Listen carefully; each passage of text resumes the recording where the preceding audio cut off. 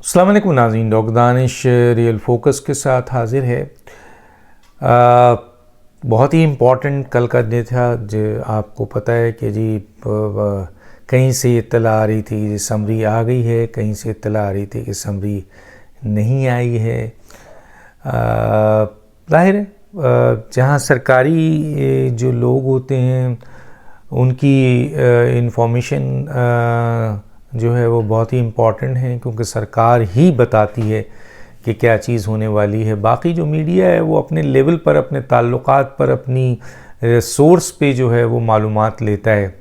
चुनांचे कल समरी आई, उसकी तस्दीक मीडिया में पहले हो गई और सरकारी लेवल पर इसकी तरदीद भी की गई। यानी इंफॉर्मेशन मिनिस्ट्री, सोचें आप, यहाँ मीडिया में जो है वो ये तस्दीक की जा रही है कि आर्मी चीफ़ की अपॉइंटमेंट की, जॉइंट चीफ ऑफ स्टाफ की अपॉइंटमेंट की समरी पहुंच गई है। अच्छा, अब सवाल ये पैदा होता है कि समरी उनकी पहुंच गई है, ये इन्फॉर्मेशन मीडिया से आ गई कल, लेकिन इसके ऊपर जो डिफेंस मिनिस्ट्री हैं, जिसके ख्वाजा आसिफ साहब मिनिस्टर हैं, वो तस्दीक या तरदीद करने के पोजीशन पे नहीं थे। इंफॉर्मेशन मिनिस्टर जो हैं वो मरियम साहिबा, उन्होंने एक स्टेटमेंट दिया कि जनाब ख्वाजा आसिफ की नाम से झूठा मंसूब ना किया जाए। अभी तक प्राइम मिनिस्टर को कोई समरी नहीं पहुंची और कोई समरी नहीं आई है। थोड़ी देर में ये मुखासमा चल ही रहा था दोनों तरफ से कि DGISPR की जो है वो आपका ट्वीट आ गया कि हमने समरी भेज दी है मिनिस्ट्री ऑफ डिफेंस को, और उसमें 6 नाम हैं और 6 नाम में 6 लेफ्टिनेंट जनरल जो सीनियर मोस्ट हैं।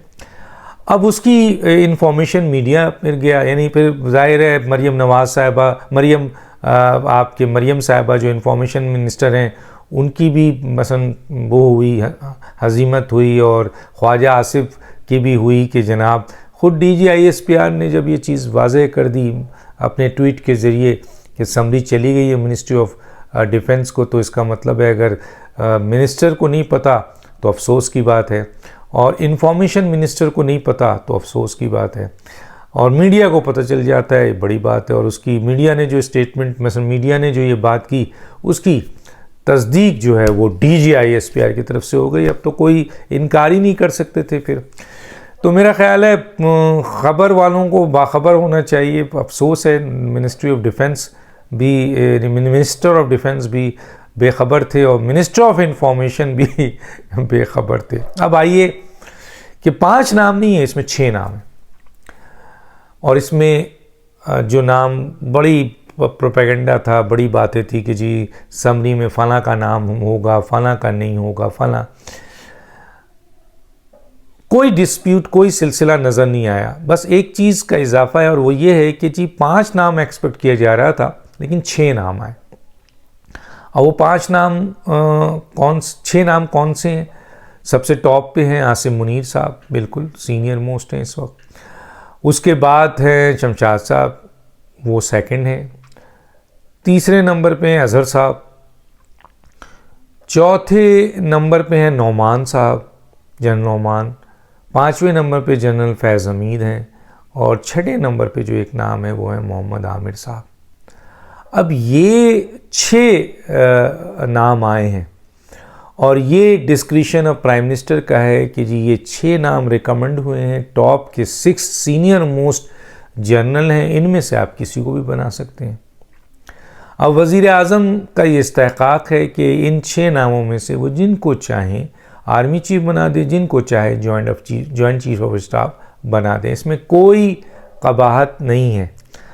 और अगर प्राइम मिनिस्टर चाहें तो इसकी अप्रूवल कैबिनेट से ले लें, तो और कैबिनेट से लेते हैं तो फिर ये फेडरल गवर्नमेंट का डिसीजन हो जाता है। वरना प्राइम मिनिस्टर को कॉन्स्टिट्यूशन के 243 के 4 ने मुकम्मल आज़ादी दी हुई है, मुकम्मल इस्तेहक़ाक़ दिया हुआ है कि इनमें से अगर फ़र्ज़ कीजिए अब नीचे वाले जो भी नीचे वाला, जिस नंबर का अभी नीचे वाला आदमी को आर्मी चीफ या जॉइंट चीफ ऑफ स्टाफ बनाएंगे और ऊपर के सारे लोगों को छोड़ देंगे, तो वो सब सुपरसीड हो जाएंगे।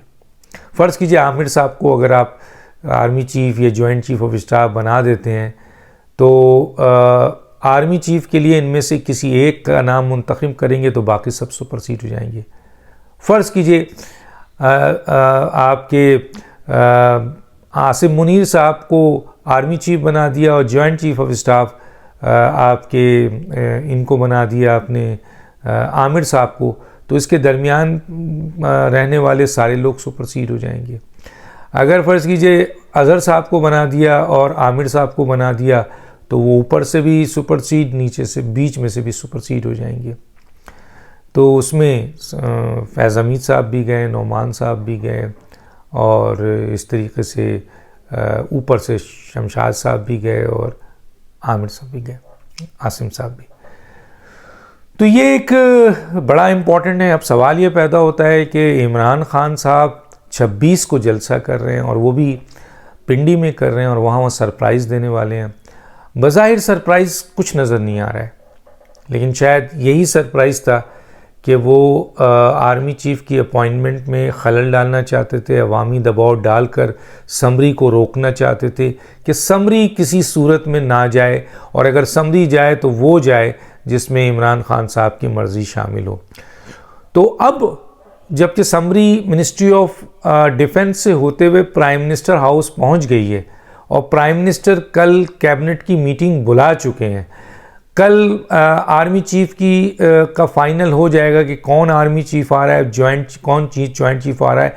तो फिर एक सवाल ये पैदा होता है कि कल 24 तारीख़ है और उनका जो बुलावा है वो 26 तारीख़ का है, और इस सिलसिले में अगर पीटीआई वालों से आप बात करें तो उनका हर एमएनए, हर एमपीए जो इसमें इन्वॉल्व है इमरान खान के साथ, वो लोगों को इकट्ठा करने के लिए लगा हुआ है कि किसी तरीके से अफरादी क़ुव्वत को उस वहाँ तक पहुँचाई जाए 26 को पिंडी तक, क्योंकि वो मार खा चुके हैं लॉन्ग मार्च में भी बुरी तरीके से, और वो मार खा चुके हैं आपके जब ज़ख्मी हुए थे इमरान खान उसके एहतजाज के सिलसिले में, मुल्क गिर एहतजाज में भी लोग नहीं निकले। तो मुसलसल अवामी अदम दिलचस्पी की वजह से इमरान खान और उनके जो रफ़िक़ा हैं, उनके साथी हैं, उनके लीडर्स हैं, उनके एमएनएज़, एमपीएज़ हैं, वो जो हैं वो मायूसी का शिकार हैं। तो इसलिए हमने ये सुना है कि सारे काम छोड़ के 26 तारीख को लोगों को निकाल कर लाने की बड़ी भारी जिम्मेदारी लोगों को दी गई है, जो इमरान खान साहब ने अपने लोगों को दी और कहा है किसी सूरत में भी कोताही बर्दाश्त इस दफ़ा नहीं की जाएगी। लेकिन पिंडी में जो हुकूमत है, पिंडी से रिलेटेड पंजाब की जो हुकूमत है वो परवेज़ इलाही की है और इमरान खान उसके पार्टनर हैं, लेकिन इंतज़ामी इख्तियार परवेज़ इलाही के पास है, चाहे उनका 10 कोर्ट का ना हो, क्योंकि वो वज़ीर आला हैं। क्या परवेज़ इलाही ऐसी सूरत हाल में इस्टेब्लिशमेंट से या फ़ौज से इख्तलाफ करते हुए इमरान का साथ देते हुए पिंडी में अपनी तमाम सलाहियतें, सपोर्ट और सब कुछ जो है वो इमरान खान के हवाले कर देंगे? तो मेरा अपना ख़्याल है, या और लोगों का भी ख़्याल है, जैसे मैं कल एक बहुत ही अहम जर्नलिस्ट से बात कर रहा था तो उन्होंने भी कहा कि बिग नो कभी नहीं करेंगे परवेज़ इलाही साहब, कभी ये नहीं देंगे कि वो इस्टेब्लिशमेंट के ख़िलाफ़ खड़े हो जाएं या फ़ौज के ख़िलाफ़ खड़े हो जाएं। तो ऐसी सूरत हाल में इमरान खान साहब 26 को जो मजमा बना रहे हैं, क्योंकि वो केपीकेपी से भी लोग आएंगे, वहाँ भी उनकी हुकूमत है, चलो वहाँ तो उनका ही वज़ीर आला है, तो वहाँ तो शायद ऐसी सूरत हाल है। मसला ये है कि लोग निकलेंगे या नहीं निकलेंगे। इमरान खान ने 50 लाख का दावा किया था, लॉन्ग मार्च में 6,000-7,000 लोग निकले। अब दावा कर रहे हैं कि जी, दावा तो नहीं कर रहे हैं लेकिन ये कह रहे हैं कि जनाब समुंदर आएगा, जैसे हमेशा समुंदर कहते हैं और वो समुंदर का कोई टुकड़ा भी नहीं आता है। वो बहरहाल ये उनका अपना स्टाइल है कहने का, और शायद अपने लोगों को हौसला देते हैं कि जी समुंदर आ जाएगा। बहरहाल अब 26 तारीख को अगर आवाम पिंडी में जमा भी हो गई, चाहे 10,000, 5,000, 15,000, तो क्या उसका इफ़ेक्ट आर्मी चीफ़ की अपॉइंटमेंट पड़ेगा? बिल्कुल नहीं पड़ेगा। समरी आ चुकी है, अब तो बॉल जो है वो प्राइम मिनिस्टर के कोर्ट में है। प्राइम मिनिस्टर को अगर आप इम्प्रेस कर सकते हैं तो करें। पहले आप वहाँ पर प्रेशर करके पिंडी में GHQ से समरी रुकवा सकते थे, डिले कर सकते थे, वो अब आपका काम ख़त्म कर दिया। समरी मूव हो गई और समरी पहुँच गई। समरी ना सिर्फ मिनिस्ट्री ऑफ डिफेंस में है बल्कि प्राइम मिनिस्टर के पास है। और प्राइम मिनिस्टर एक झटके के साथ आर्मी चीफ और joint chief of staff, joint chief वो कर सकते हैं। हाँ, आप सदर को कह के डिले कर सकते हैं लेकिन रोक नहीं सकते। जब एक दफ़ा प्राइम मिनिस्टर ये अप्रूवल दे देंगे कि कौन आर्मी चीफ होगा और कौन जॉइंट चीफ होगा, तो फिर दुनिया की कोई ताकत सवाए ख़ुद आपके वज़ीर आज़म के और कोई उसको रोक नहीं सकता है।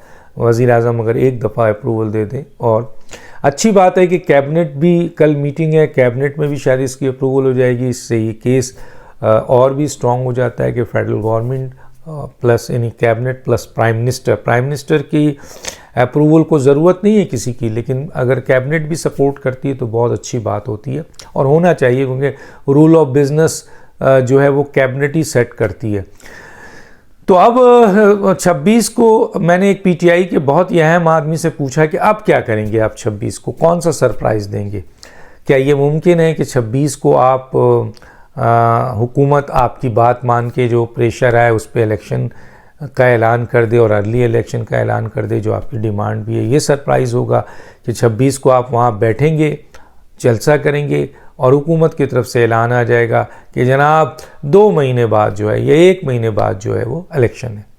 मैं समझता हूँ ये गैर संजीदा सोच होगी, क्योंकि हुकूमत को अगर ये करना होता तो वो ये प्लानिंग क्यों कर रहे होते कि अगला बजट वो देंगे, वो ये काम क्यों कर रहे होते? वो इमरान खान के साथ बैठ के निगोशिएट करते थे, शोर शराबा भी नहीं होता, जलसे जुलूस भी नहीं होते और ये सब बातें भी नहीं होती।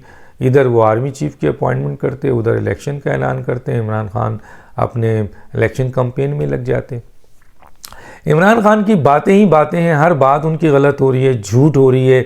अब कहने लगे हैं कि जनाब चाहे ये इलेक्शन कराएं ना कराएं, इख्तिदार में तो मैं ही आऊँगा।